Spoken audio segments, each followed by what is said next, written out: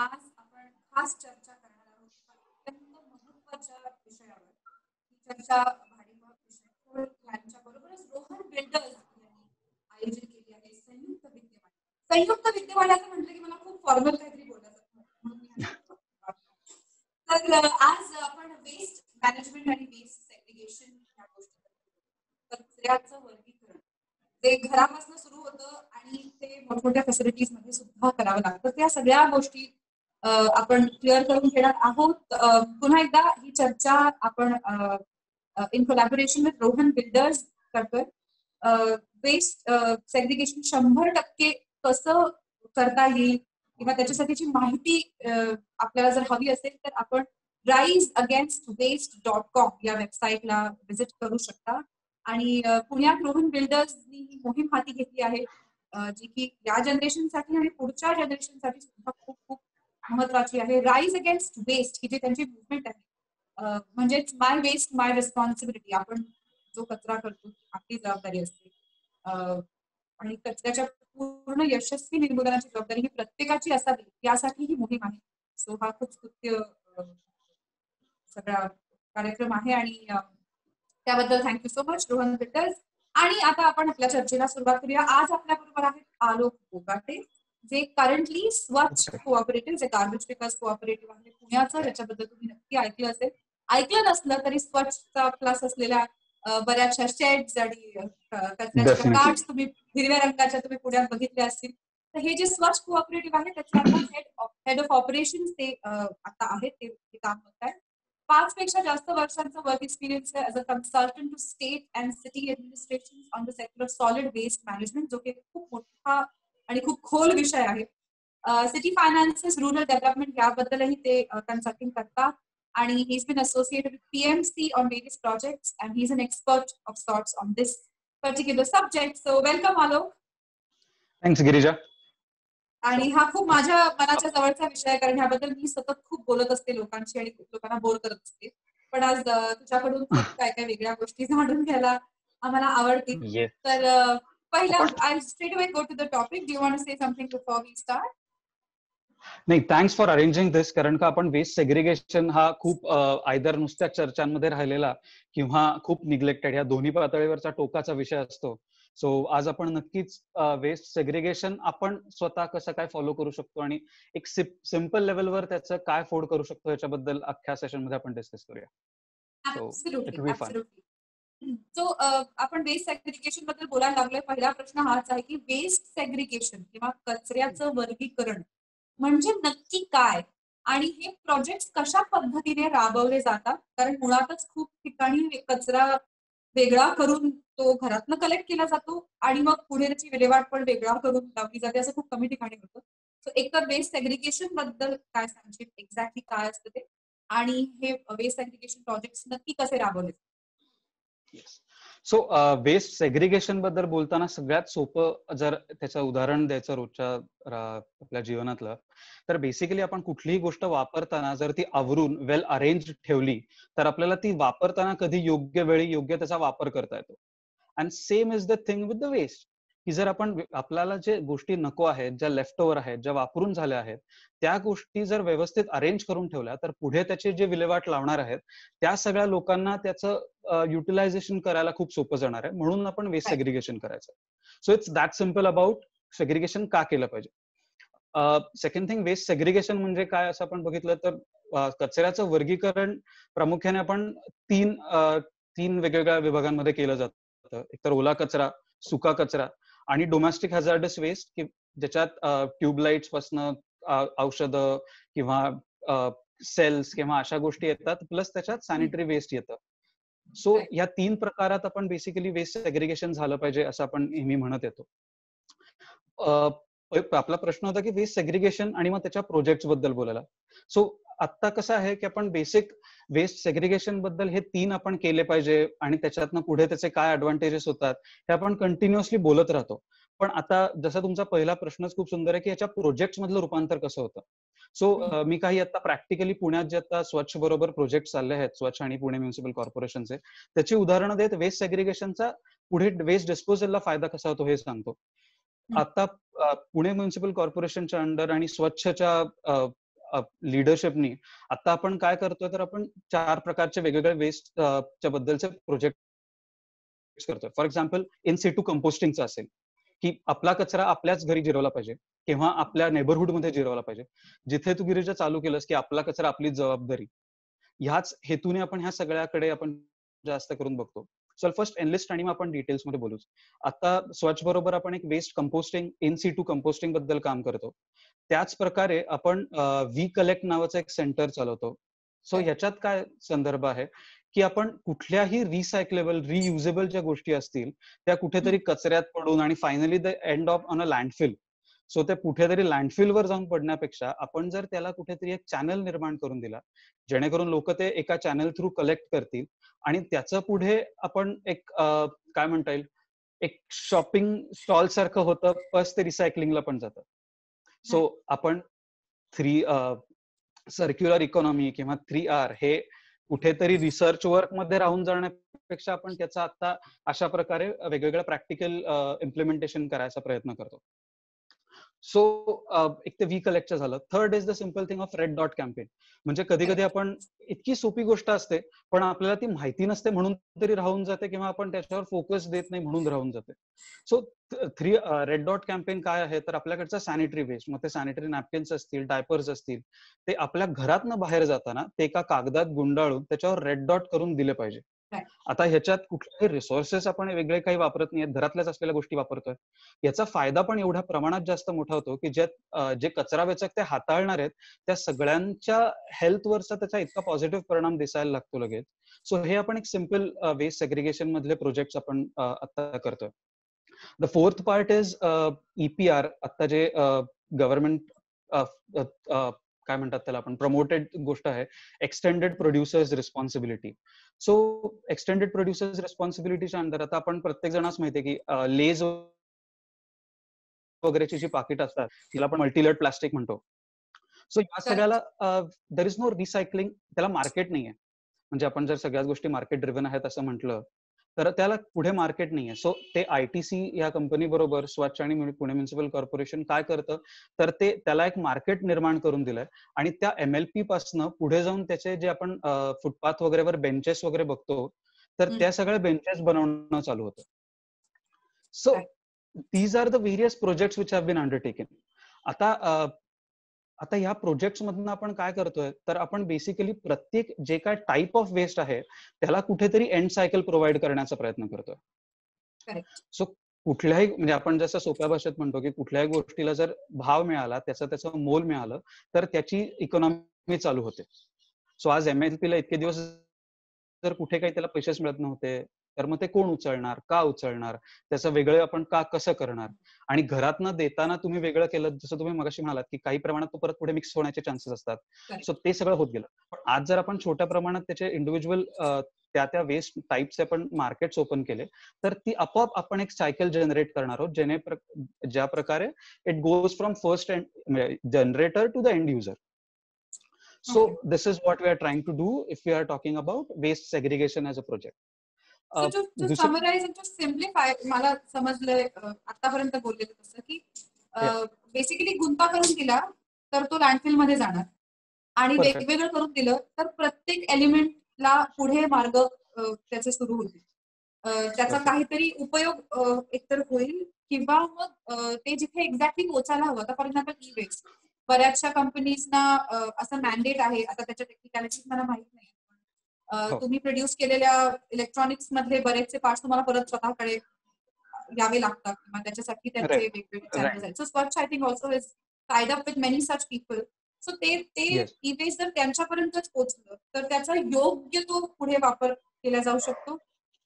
Instead of it landing in a landfill जिथे बऱ्याचशा बाकीच्या गोष्टींचेही धोके असतात, कारण त्याच्यात हेवी मेटल्स असतात, त्याच्यात लेड असतं, बऱ्याचशा गोष्टी ऍसिड्स असतात आणि ते ग्राउंड वॉटर पोल्यूट करतात. सो अशा वेगवेगळ्या गोष्टींना सुरुवात होते. सो बेसिकली आपला मुद्दा हा आहे की आपल्याला लँडफिल मध्ये जाऊ द्यायचा नाहीये कचरा, ऍज लेस एज पॉसिबल. Okay great. हा यू वर सेइंग. नाही, that's the one step solution. You simplified it a lot की आपल्याला लँडफिल मध्ये जाऊ द्यायचा नाही. आणि मग त्याकरताची फर्स्ट स्टेप काय आहे, तर मी घरच्या घरी सेग्रिगेट करतो. जेणेकरून जो माझ्याकडनं कचरा घ्यायला येतोय तो योग्य चॅनलला पुढे देत राहील, आणि तो देताना त्याच्या हेल्थवर पण काही परिणाम नको व्हायला, याची पण जबाबदारी आपण ऍज अ जनरेटर नक्कीच घेतली पाहिजे. Correct. So while you were saying this, I think Red Dot is a very important campaign.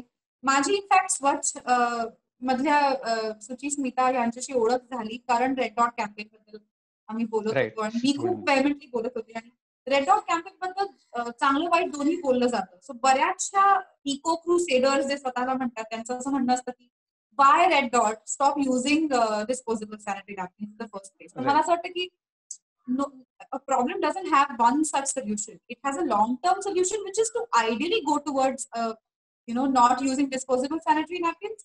But the solution right now also is that आता वापरताय ना तर मग किमान प्लास्टिकच्या पिशवीपेक्षा ते कागदाच्या पिशवीत रेड डॉट करून करा. सो करेक्ट, हजार्डस गोष्टींबद्दल आपण बोलत होतो and you were going to. So hazardous गोष्टींचं पण तेच आहे. आता फॉर एक्झाम्पल आपण ज्या आपल्याकडे ह्या सगळ्या गोष्टींचा इश्यू कुठे येतो की जिथे त्याच्या हाताळणीबद्दल आपण बोलल्या जातं. So what we do is की आपण त्या गोष्टी सगळ्या कचऱ्यामध्ये मिक्स करतो. आता फॉर एक्झाम्पल जर तुम्ही सॅनिटरी नॅपकिन जसं आपण बोलत होतो किंवा डायपर्स बोलत होतो की एका वेगळ्या पद्धतीने जर कलेक्ट केले तर ते पुढे जाऊन आपण एकत्र कलेक्ट करू शकतो. म्हणजे फक्त सॅनिटरी नॅपकिनसाठी वेगळी बॅग करून ते पुढे लँडफिलला जाऊ शकतात आणि मग त्याचं काय करायचं ते आपण पुढे करू शकतो. Similarly for domestic hazardous waste, आता इट वॉज एक डिमांड होती की आपण आपल्या पुणे शहरातल्या एकंदर ट्यूबलाइट्स किंवा या सगळ्या जे इनर्ट मटेरियल आहे त्या सगळ्याचं आपण काय करू शकतो. एक आपण लक्षात घेतलं पाहिजे की हे अशा प्रकारचं जे डोमेस्टिक हॅझार्डस वेस्ट आहे त्याला पुढे मार्केट नाहीये. So it is not recyclable और it is basically our responsibility as a corporation और as a government agency to dispose it of in a scientific way. So मग त्यावेळेला आपण वेगवेगळ्या चॅनल्स ऍज अ ओपन केले पाहिजेत. So for example पीएमसीनी स्वच्छ बरोबर एक वी कलेक्ट मध्ये जाता आम्ही नवीन ट्यूबलाइट्स घ्यायला लागलोय. So it cost something. म्हणजे आता समजा जर आपण घरगुती याच्यावर विचार करतोय, पण तेच जर आपण मोठ्या कमर्शियल इस्टॅब्लिशमेंटचा विचार केला तर वर्षभरात किंवा 6 महिन्यातच त्यांच्याकडे किती ट्यूबलाइटचा साठा होतो. आणि सो तो सगळा जर क्वांटिटी ऑफ वेस्ट वाईज बघायला गेलं तर इट्स सो ह्यूज की आपल्याला, आणि ते डायरेक्टली कुठे दिसतं, आपण लँडफिलवर गेलो तरच दिसतो. Because it is generating in small parcels in the city आणि ते एकत्र करून आपल्याला डायरेक्ट तिकडेच लक्षात येतं. So that's where it comes from की तुम्ही त्या गोष्टींसाठी पण चॅनल्स आहेत. आणि इट इज एक दुसरी ह्याच्यातली गोष्ट अशी आहे की लोकांना कुठे जायचं हे माहिती नसतं. सो फॉर एक्झाम्पल आता पुणे शहरात जर बघितलं तर आपल्याकडे स्वच्छची हेल्पलाईन आहे, आपल्याकडे पीएमसीचे वॉर्ड ऑफिसेस मध्ये आपण हेल्पलाईन फोन करून सांगू शकतो. या दोन्ही ठिकाणी आपण करू शकतो. सिमिलरली ऍज फार ॲज आय नो, आपण जेवढी काही महाराष्ट्रातली वेगवेगळी शहरं आहेत त्या सगळ्यांकडेच कोण ना कोणीतरी कचरावेचक संघटना काम करत असतात. अंडर स्वच्छ भारत मिशन हे सगळे एनरोल्ड आहेत. तिकडे प्रत्येकाचं स्केल स्कोप हा वेगवेगळा असेल, पण प्रत्येक ठिकाणी शॉर्ट पार्सल्स मध्ये ही लोक काम करत आहेत. प्लस म्युन्सिपल कॉर्पोरेशन्स आणि नगरपालिका त्याच्यात आहेतच. सो आपल्याला हे योग्य चॅनल वापरणं, आपण जेवढे जागृत होऊ तेवढंच आपण ते सर्च करायला जाऊ. मला वाटते आपली जबाबदारी आहे, माहिती काढणं मुळात ही आपली जबाबदारी. पण खूपदा आपल्याला असं ऐकू येतं की अरे पण आम्हाला माहितच नाही. अरे पण आम्ही पब्लिसिटी नाहीच करू शकत ना तुमच्यापर्यंत, नाही तर मग आम्ही वेगवेगळ्या प्रकारच्या धंद्यात असतो. तर मित्रांनो, स्वतः माहिती काढणं गरजेचं आहे. आणि इथेच मी पुन्हा एकदा सगळ्यांना आठवण करून देते की तुम्ही सुद्धा आम्हाला प्रश्न विचारू शकता. प्लीज, तुमच्या मनात काही प्रश्न असतील वेस्ट सेग्रिगेशन बद्दल, वेस्ट बद्दल. प्लास्टिक वेस्ट हा सगळ्यांच्या मनातला एक प्रश्न असतो की प्लास्टिक याला इतकं क्रिमिनलाइज मुळात का केलं जातं आणि ते योग्य आहे का, हा माझाही एक मुद्दा आहे जो मी बोलणारच आहे इव्हेंच्युअली. पण तुमचे जे मुद्दे असतील ते सांगा. अनिकेत देव यांनी एक फार इंटरेस्टिंग प्रश्न विचारलाय. त्यांचं असं म्हणणं आहे की हा सगळा वेस्ट आपण गोळा करून गॅस कंपन्यांना रॉ मटेरियल म्हणून देऊ शकतो का. तर मला असं वाटतं हा प्रश्न तिथून येतोय कारण बऱ्याच गेल्या दिवसांमध्ये वेस्ट पासून तयार होणारं फ्युएल आणि प्लास्टिक पासून तयार होणारं फ्युएल आणि ह्या सगळ्याबद्दल आणि त्याच्याबद्दल सुद्धा प्लास्टिक जाळायचं का आणि मग ते नाही जाळायचं, म्हणजे फ्युएलच्या रूपात का होईना, पण ते खूप वेगवेगळी मतं आहेत. So I would love to know. Yes. So आता आपण वेस्ट टू फ्युएल या हिशोबात जर आपण बोलायचं झालं तर याच्यातला पहिला सगळ्यात क्रूड गोष्ट आहे ती म्हणजे RDF, रिफ्यूज डिराइव्ड फ्युएल. याच्यात आपण काय करतो तर जो काय आपला ड्राय वेस्ट असतो त्याची कॅलोरिफिक व्हॅल्यू ज्याला जास्त असेल अशा सगळ्या प्रकारचं श्रेडिंग करतो श्रेडिंग Right. करून म्हणजे आपण त्याच्या छोट्या 4 mm साईज मध्ये करतो, त्याचं बेलिंग करतो, ते सगळं एकत्र आपण बॉक्स बनवतो, विटा जशा बनवतो तसं आपण त्याच्या बनवतो आणि डायरेक्टली आपण सिमेंट किल्न्सला विकतो. म्हणजे हे असे बरेच शहरं करतात. That's a kind of Correct. Centralise processing. So त्याच्यानी आता ह्या ह्याच्यात काय आहे की त्याची कॅलोरिफिक व्हॅल्यू किती, ते जळल्यानंतर जसं तुम्ही म्हणालात की तेवढं त्याचं पोल्युशन किती होणार आहे आणि हीट किती जनरेट होणार आहे, हा Correct. कॉन्स्टंटली रिसर्चचाच टॉपिक होऊन जातो. सो त्याच्यानंतर व्हॉट गव्हर्नमेंट डज इज त्याच्यात रेग्युलेशन आणतं की तुमचं कॅलोरिफिक व्हॅल्यू एक सर्टन अमाऊंटची झाली, मग त्याच्यात तुम्हाला काही बाकीच्या गोष्टी जर मिक्स करायला लागल्या वाईल मेकिंग दोज ब्रिक्स तरी चालेल, पण ती कॅलोरिफिक व्हॅल्यू एक सर्टन अमाऊंटची झाल्यावरच तुम्ही या फ्युएल म्हणून वापरू शकता. That's one part. The second part is त्याच्यातनं ऑइल जनरेशन असतं. पण हे सगळे प्लांट ना आजतागायत इंडियामध्ये एवढे सस्टेन नाही झालेत. याचं एक मेजर कारण होतं की सेग्रिगेशन लेवल्स. कारण का हा कुठलाही प्लांट आहे तो मोस्टली आपण ड्राय वेस्ट वर चालतो. हा ह्याच्यात Correct. जेवढं साधारणतः तुमचं 20% वरती जर तुमचं वेट वेस्टचं त्यात प्रमाण गेलं तर ते मशिनरी त्याला सपोर्ट नाही करत आणि मग तुमच्या क्वालिटीज रिड्यूस होतात, कार्बन कॉन्टेंट वाढतो आणि that's where the system fails. आणि मग त्याच्यातले आता आणि म्हणजे दॅट्स द रिझन की ते सस्टेन कधीच होऊ शकलं नाही. द सेकंड पार्ट इज आपल्याकडे एन्व्हायरमेंटल नॉर्म्स आणि हे सगळं बघता किंवा आपण क्लायमेट चेंजवर आता काम करत असताना ते करण्याची गरज आहे का, हा एक आपल्याकडचा दुसरा प्रश्न येतो की Correct. जर तुम्हाला रिसायकल मार्केट आहे, बाकीच्या देशांमध्ये रिसायकलेबलचं मार्केट नाहीये. म्हणजे मला ह्याच्यात एक नेहमी उदाहरण द्यायला आवडतं की आपण भारतीय संस्कृतीमधनं बोहारीण ह्या शब्दापासून आपण सगळे विषय केलेला आहे. सो कचऱ्याची विल्हेवाट कशी लावायची ही इट वॉज इम्बाइब्ड इन अस की मग Correct. बोहारीण असते, मग तिला आपण जुने कपडे द्यायचो, मग केव्हा आपण त्या प्लास्टिकच्या पिशव्या जपून ठेवायचो आणि मग ते रद्दीत विकायचो. सो धीज छोटे छोटे मार्केट्स आहेत ना की ज्याच्यावर लोकांचे एम्प्लॉयमेंट पण आहे, ते आपल्याकडे आहेत ऍक्च्युअली. तर हे असताना अख्खा कचरा ट्रान्सपोर्ट करून एका सेंट्रलाइज फॅसिलिटीवर न्यायचा, तिकडे त्याचे फ्युएल्स बनवायचे आणि which is so much cost intensive आणि परत एन्व्हायरमेंटल हजार्डस, ते करण्याची Correct. आपल्याला गरज नाही असं माझं मत आहे. विश्वास बडे असं विचारतात की घरातल्या ग्लास, शेविंग ब्लेड्स अशा प्रकारच्या ज्या गोष्टी असतात त्यांचं काय करायचं? It's very important question. Yes. See those are mostly metals. आता आपण त्या कुठल्याही शहरात म्हणजे भारतात आपण त्याचं काय करतोय तर it needs to be disposed of in a very काय म्हणतात, आपण त्याचं व्यवस्थित पॅकिंग करून त्याच्यावर मार्क करून आपण तो कचरा वेचकांना द्यायला पाहिजे. सी या सगळ्यात आता ब्लेड्स म्हणा, चाकू, सुरे, ह्या सगळ्या गोष्टी, सुरे नाही आता पण ते चाकू किंवा what ever the sharp objects जे असतात त्या सगळ्या कचऱ्यात जेव्हा येतात it is a kind of metal. You so ते नेव्हर नो. मेटलची स्क्रॅप लोकांच्या घरी सुरे बिरे पण असतील. Let's just talk about चाकूच करूया. So if that's the case, the sharp objects आपल्याला पेपरात गुंडाळून so that it doesn't harm the waste handler, तेवढंच आपण Right. पुढे देऊ शकतो आणि मग ते मेटलच्या चेन मध्ये बाहेर पडतात. जेव्हा आपण मटेरियल रिकव्हरी फॅसिलिटी वगैरे मध्ये बघतो तर ते मेटल जिथे आपण बाहेर काढतो त्याच्यातनं ते बाहेर पडतं. There's no other way to dispose of as of now. So basically dispose it off in a wrapping of sorts so that at least waste because त्याचा त्रास होणार. That's the Yes. least. Yes. So त्याला mark household करायची आपण काही याला काही mark करायची पद्धत तुम्ही जसं रेड डॉट आहे फॉर सॅनिटरी नॅपकिन्स तसे शार्प ऑब्जेक्टचं काही केलंय का? It's on a paperwork term it should be marked in a red cross, त्याला domestic hazard, but it is not, ते कुठेच होत नाही आता. So I won't use the jargon. असे एपिसोड्स होतात का की जिथे काचेमुळे किंवा ब्लेड्समुळे हात कापले जातात किंवा असं सतत होत? बिलकुल बिलकुल. म्हणजे आता आपल्याकडे कचरा वेचक जेव्हा अशा प्रकार त्यांना हँड ग्लोव्स देऊन पण ह्या ब्लेड्सनी बरेच असे इन्सिडेन्सेस घडतात की जिथे फर्स्ट एडची फॉरन गरज लागते आपल्याला. आणि आणि सी हे नुसतं कापणं एक झालं, त्याच्यातनं इन्फेक्शन जे होऊ शकतात कारण का बऱ्याच वेगवेगळ्या प्रकारचे असतात. सो दॅट्स मच वर्स, कारण का ते तुम्ही ओल्या कचऱ्यातच टाकलेलं असतं आणि मग ते किती दिवसाचा कचरा and that's so much of complications. So safe to say की एका पाकिटाला रेड क्रॉसनी लेबल करून जर तुम्ही विकू शकता, nice enough for all these lovely people who are collecting the waste and segregating it for you, and Swachh is doing amazing work in त्यांच्या sorting फॅसिलिटीला पण केले आहे. काही फार छान एन्व्हायरमेंट मध्ये नाही करत ते काम. त्यामुळे जर तुमचा कचरा तुम्ही फेकून दिलेल्या गोष्टी जर ते सॉर्ट करतात तर ॲटलीस्ट त्यांची सुरक्षितता तरी आपण गॅरंटी करू शकतो जर आपण रिस्पॉन्सिबली शार्प गोष्टी डिस्पोज केल्या तर. राईट हिअर मी प्रेक्षकांसाठी एक ट्रिविया क्वेश्चन विचारणार आहे. तुम्हाला जर बरोबर उत्तर माहिती असतील तर कमेंट्स मध्ये लिहून टाका.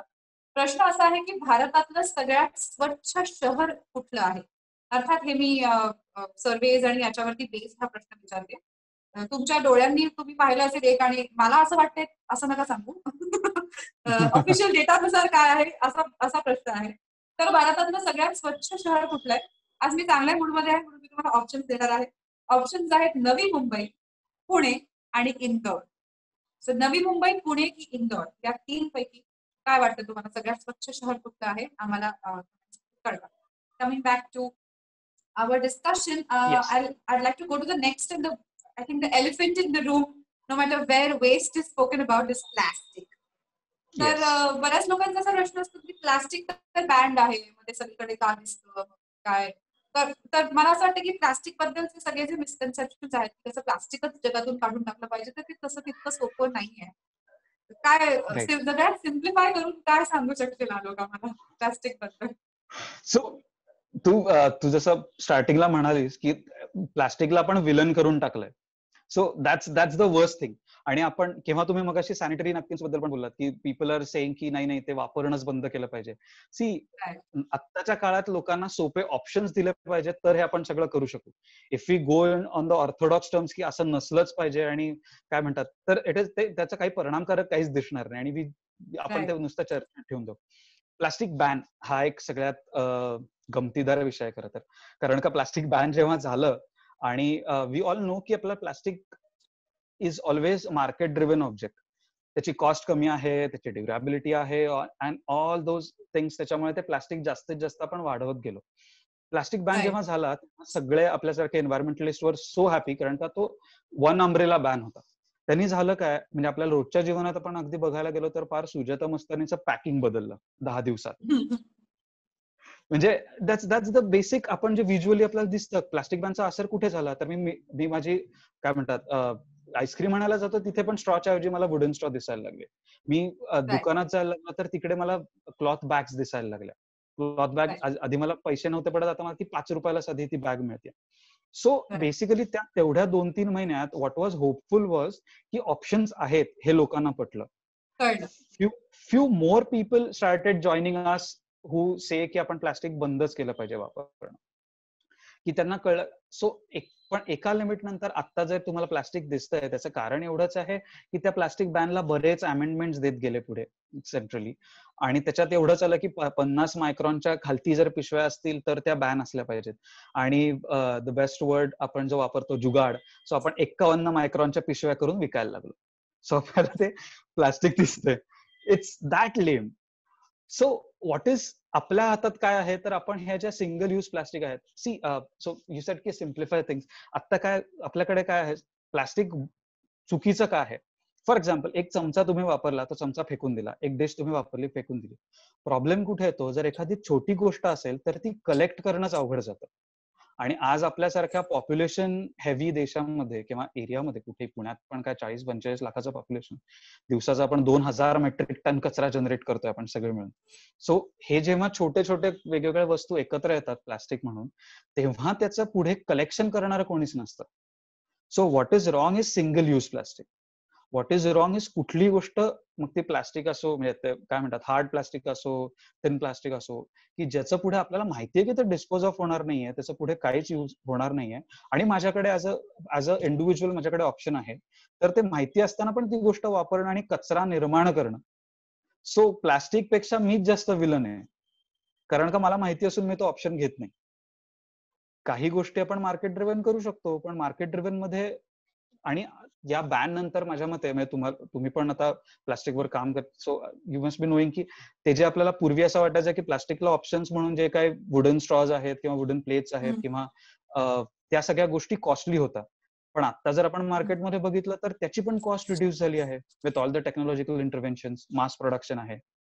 सो नाव आफ्टर प्लास्टिक बॅन आपण एवढंच म्हणत बसलो की अरे अजूनही प्लास्टिक दिसतच आहे, तर you and me who are generating the plastic rather than any kind of regulation helping it. So that's my probable answer. Single use plastic हा फार महत्वाचा मुद्दा आहे आणि आपल्याला माहित असून आपण ते वापरतो हा त्याहूनही महत्वाचा. राईट. म्हणजे राईट. बऱ्याचदा असं वाचण्यात येतं ना की घरातून पाण्याची बाटली भरून घेऊन जाता येतेच पण वाटेत मिळेल ना मिनरल वॉटरची बाटली, राईट. असा जो विचार होतो ना हा कठीण आहे. या नोटवरती आपल्या मगाशच्या प्रश्नाचं उत्तर होतं भारतातलं सगळ्यात स्वच्छ शहर कुठलं, तर एक उत्तर आहे इंदोर. आणि जे की बऱ्याच लोकांनी बरोबर दिले आहे. आतापर्यंत मी जे नाव वाचू शकले त्यात आदित्य साठे, पायल, विश्वास या सगळ्यांनी बरोबर उत्तर दिले. Good job you guys. आणि मी पटकन याच बरोबर पुढचा ट्रिव्हिया प्रश्न पण विचारते म्हणजे थोड्या वेळ त्याचं उत्तर आपल्याला देता येईल. दुसरा प्रश्न असा आहे की भारतातलं सगळ्यात स्वच्छ राज्य कुठलं, स्टेट कुठलं. याच्यासाठी ऑप्शन्स आहेत केरळ, छत्तीसगड आणि बिहार. केरळ, छत्तीसगड की बिहार या 3 पैकी भारतातलं सगळ्यात स्वच्छ राज्य कुठलं. नक्की सांगा आणि we will carry the discussion forward. काही इंटरेस्टिंग प्रश्न येत आहेत. एक प्रश्न असा होता की आशिष यांनी हा प्रश्न विचारला आहे. 5 tier सेग्रिगेशन पुण्यात कुठे होतं का आणि होत असल्यास कसं ते हाऊ यू डू इट आणि एखाद्या सोसायटीला करायचं असतं तर काय त्याच्यासाठी करता येईल. मला वाटतं हा प्रश्न जरा कॉम्प्लिकेटेड आहे कारण एका सोसायटीने 5 tier सेग्रिगेशन करून होणार नाहीये काही. Alok will be a better person to talk. मी नाही पण म्हणजे मी विचार करतोय की याचं उत्तर कसं द्यायचं की कुठे होतं का. सो आय थिंक आशिष आता आपण पुण्यात जर बघितलं तर I will be frank enough की हे कुठे एका ठिकाणी म्हणून होत नाही. पण 5 tier सेग्रिगेशन किंवा ही जी कन्सेप्ट आहे ती वेगवेगळ्या मगाशी मी जे इन्लिस्ट करत होतो त्या सगळ्या छोट्या छोट्या प्रोजेक्ट्स मधनं होते. So we intend to do that पण it is not as of practically possible to do in any point of time आता. सो पण त्या वेगवेगळ्या प्रोजेक्ट्स मधनं म्हणजे काही औंधमध्ये वेगळे प्रोजेक्ट चालतात, हडपसरला वेगळे प्रोजेक्ट चालतात. So across the city multiple जे प्रोजेक्ट चालतात त्या प्रोजेक्टचं outcome is a 5 tier segregation. पण अख्ख्या एका औंधमध्ये और एका क्षेत्रीय कार्यालयात असं होतं का, एक सोसायटी करते का, तर त्याचं उत्तर नाही असं आहे. On this note may be Girija मला आता सगळ्यांनाच असं अपील करायला आवडेल की स्वच्छ बरोबर आपण वेस्ट ट्रेल्स करू शकतो. म्हणजे जर कोणाला बघायचं असेल की मी कचरा निर्माण केल्यानंतर त्या कचऱ्याचं पुढे काय होत जातं. So if you get connected with Swachh we take you on a trail की जिथे प्रत्येक वेस्ट सेग्रिगेशन केल्यानंतर प्रत्येक एका प्रोडक्टचं प्रोसेसिंग म्हणजे काय काय होत जातं. सो ते ज्यांना इंटरेस्ट असेल they can connect with us on helpline और वेबसाईट आणि मग ते त्यांना बघता येईल. म्हणजे 5 tier सेग्रिगेशनचं मे बी एका सोसायटीत शक्य नाहीये पण 5 tier म्हणजे काय आणि त्याचं पुढे काय होतं ह्या ट्रेल मधनं नक्कीच समजू शकेल. खरे व्हेरी इंटरेस्टिंग. मला मगाशी आपण वेस्ट पिकर्सच्या सेफ्टी बद्दल बोलत होतो. जस्ट बिफोर दॅट विश्वास बडे यांनी आत्ताच एक प्रश्न विचारलाय अबाउट आपण प्लास्टिकचे पेवर ब्लॉक्स बनवू शकतो का. आय थिंक त्याचं उत्तर मगाशी आपण बोलता बोलता दिलं आहे की ते स्टँडर्ड प्रॅक्टिस प्रमाणे त्याच्या ब्रिक्स करून त्या सिमेंट फॅक्टरीजना जातात आणि तसं त्याचं पण पेवर blocks may be different idea. पेवर ब्लॉक्स आपण येस विश्वास आपण पेवर ब्लॉक्स बनवू शकतो. त्याचं त्यांनी काही पर्सेंटेजेस करण्याचा पण प्रयत्न केला. म्हणजे सेंट्रली पण दे सेड की आपण जेव्हा रोड प्रोजेक्ट्स म्हणजे रोड डिपार्टमेंट मधनं जेव्हा रोड प्रोजेक्ट्स येतात तर त्याच्यात प्लास्टिक पेलेट्स म्हणजे आपण कुठलेही प्लास्टिक क्लीन झाल्यानंतर त्याचे छोटे छोटे पेलेट्स बनवतो. 2 mm चे 3 mm चे गोळे असतात प्लास्टिकचे आणि त्याचं आपण जेव्हा मिक्सचर करतो कॉन्क्रीटमध्ये त्याच्यात आपण ते करू शकतो.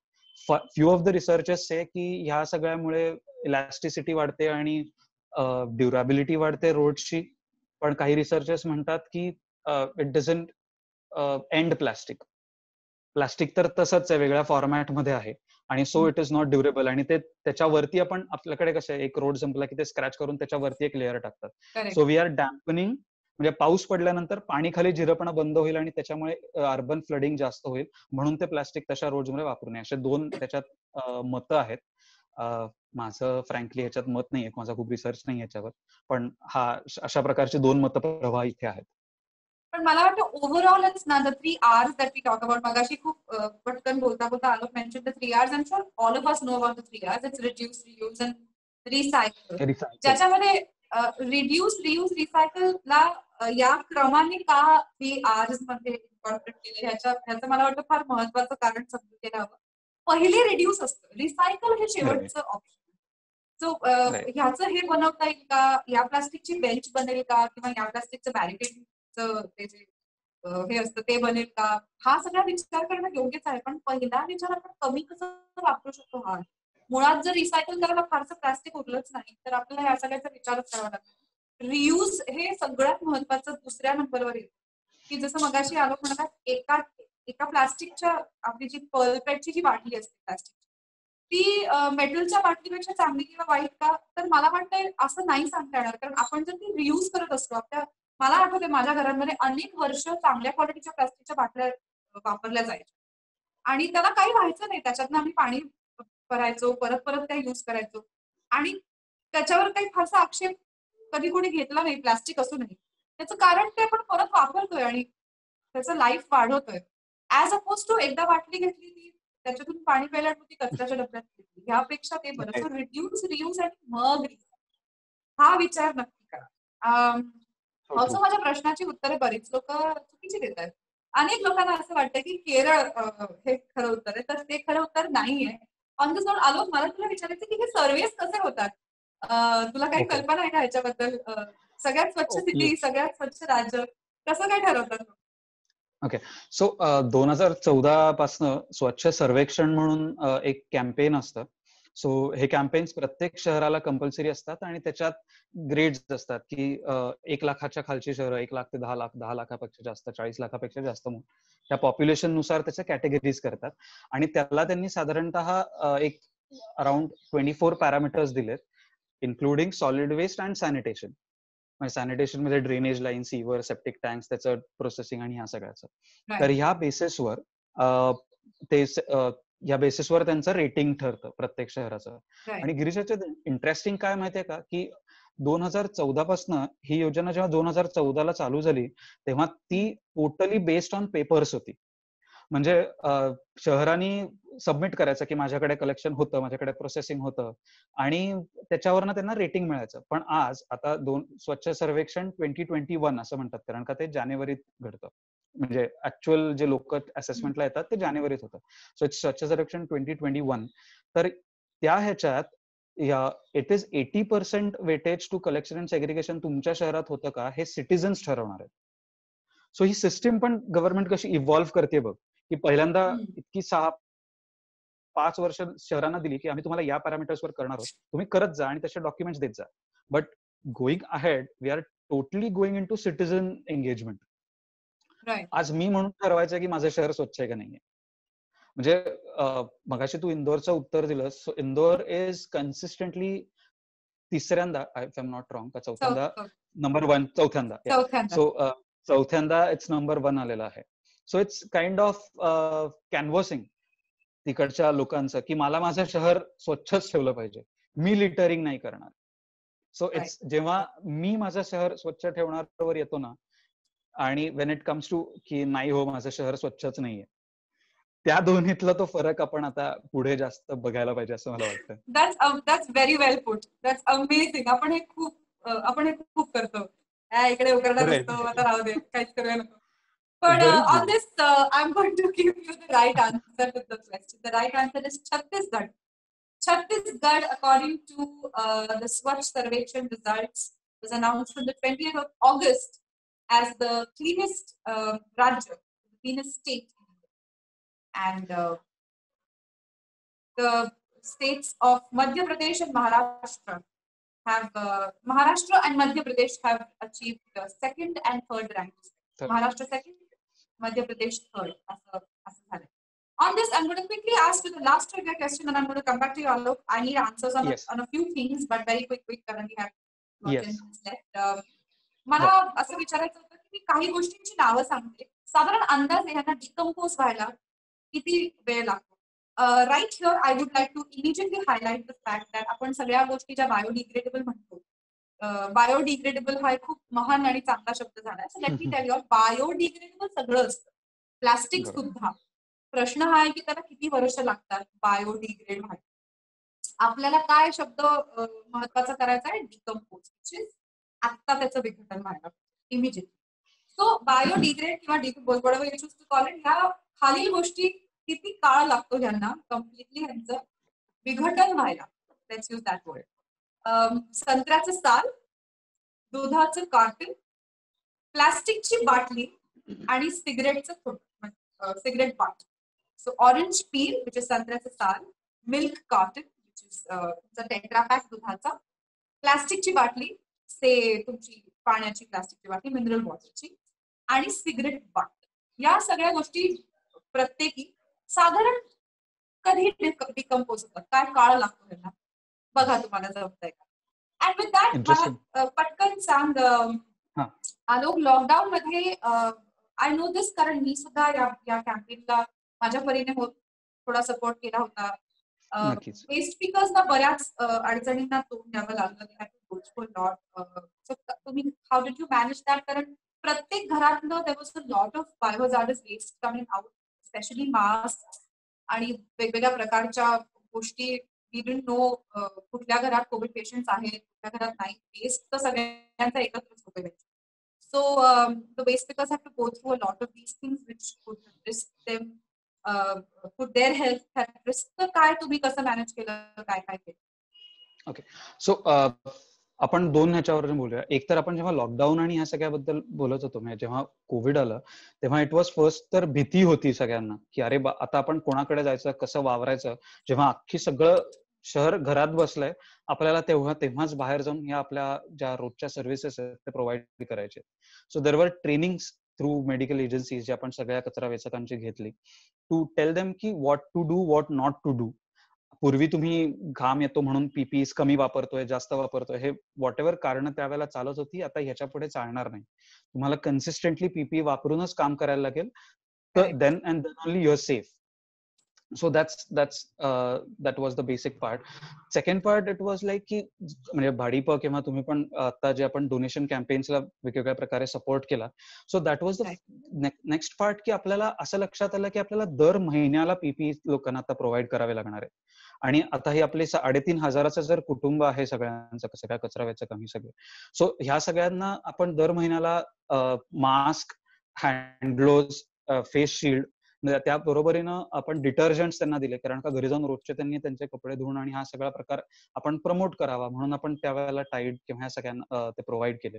So that was a task, that was a new thing की अचानक हा पॅन्डेमिक आल्यानंतर आपल्याला जे काही सिस्टम चेंजेस करायला लागतात.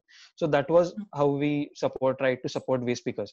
The second part was also about की आपण एक प्रयत्न केला की जेवढ्या डोनेशन्स आणि त्याच्यानुसार आपण राशन वाटप केला. कारण का गिरीजा, आपण हे पण लक्षात घेतलं पाहिजे की जसे लोक हे घरी बसले होते, त्यांचे काही कॉस्ट इकॉनॉमीवर काही भार पडला, त्याचप्रमाणे लोकांनी युजर चार्जेस पण लोकांना कचरा वेचकांना दिले नाही. सो त्याच्याबद्दल पण आम्हाला थोडा काही प्रकार करायला लागला. आणि थर्ड विच इज इंटरेस्टिंग, हे सगळं घडत असताना जेव्हा लॉकडाऊन मध्ये आपण बॅरिकेड्स लावले, आपण पत्रे बांधले, यावेळेला कोणीच फारसा विचार केला नाही की आतला कचरा कसा आणणार. सो लिटरली काही आमच्याकडे फोटोज आहेत की जिथे लोकांनी त्या 40-40 किलोच्या बादल्या रोज त्या बॅरिकेड वरनं उचलून टाकायच्या. या सगळ्या महिला तशा प्रकारे फंक्शन करत होता. आणि which was very well noticed by the citizens. So this was so amazing to see की या 15 ऑगस्टला बऱ्याच ठिकाणी सोसायटीमध्ये झेंडावंदन करायला या कचरा वेचकांना बोलवण्यात आलं. So this was kind of response which citizens give.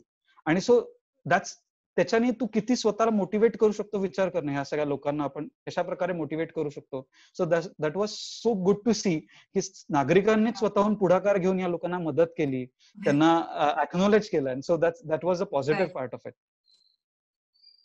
माझा अजून एक छोटासा प्रश्न आहे, पण मला वाटतं आपल्याकडे खूप कमी वेळ उरलाय. हाऊसिंग सोसायटीज मध्ये कशा प्रकारच्या स्मॉल स्केल प्रोजेक्ट्स बद्दल आपण विचार करू शकतो, रिसायकलिंग, कॉम्पोस्टिंग. तर मला वाटतं स्वच्छ हाऊसिंग सोसायटीज मध्ये कॉम्पोस्टिंग करायची जबाबदारी घेतात. तुमच्या प्रत्येकाच्या घरातनं वेट वेस्ट कलेक्ट करून त्या सोसायटीमध्ये कॉम्पोस्टिंग तुम्हाला करून देतात, कॉम्पोस्ट पण तयार करून देतात. ह्याची सगळी माहिती तुम्ही स्वच्छ सगळ्या विविध प्लॅटफॉर्म्स वरती मिळवू शकता. आणि you can get in touch with them for more माहिती. And somebody was asking about home composting. तर तुम्ही जर if you're following me or if you're following स्वच्छ, आम्ही सगळे पोस्ट करतच असतो. मी होम कॉम्पोस्टिंग बद्दल खूप पोस्ट करत असते.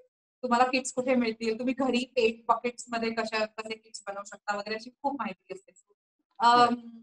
follow me, follow भाडीपा, follow स्वच्छ, and you will know all these things. एकदा तुम्ही thanks to all the algorithms तुम्ही अशा प्रकारच्या लोकांना फॉलो करायला लागलात की तुम्हाला सगळे सजेशन पण तसे येत जातात आणि असंख्य गोष्टी ओपन होतात आणि तुम्हाला बरीच माहिती मिळू शकते. On this I think we have to wrap this discussion up. मला अजून बरंच काही काही विचारायला आवडलं असतं, but may be some other time we do another such session with you Alok. Societies बद्दल विषय सुरू होता. I love to thank Rohan Builders again because तुम्ही एखाद्या अशा सोसायटीमध्ये राहत असा जिथे बिल्डर्सनीच ही रिस्पॉन्सिबिलिटी घेतली आहे की आपण वेस्ट मिनिमाइज करणार आहोत, तर मग अजून काय हवं. So thank you so much Rohan Builders for helping us organise this chat as well, and for good luck for the campaign Rise Against Waste, which is obviously my waste, my responsibility. Do log on to www.riseagainstwaste.com. माहिती सगळी comments मध्ये सुद्धा आहे, and find out more about what Rohan Bitters is doing about waste segregation. So, Alok, thank you so much for joining. Thank you. And Yes. for all the amazing things that you have enlightened us with. And we will definitely come back to you with more questions. You can also find Alok on, I think, social media platforms. Bombard him with questions if you like. All of you all, thank you so much for watching. And thank you so much for taking interest in such an important topic. And Bhadipa, good job, just as you. Thanks, Bhadipa. Yes.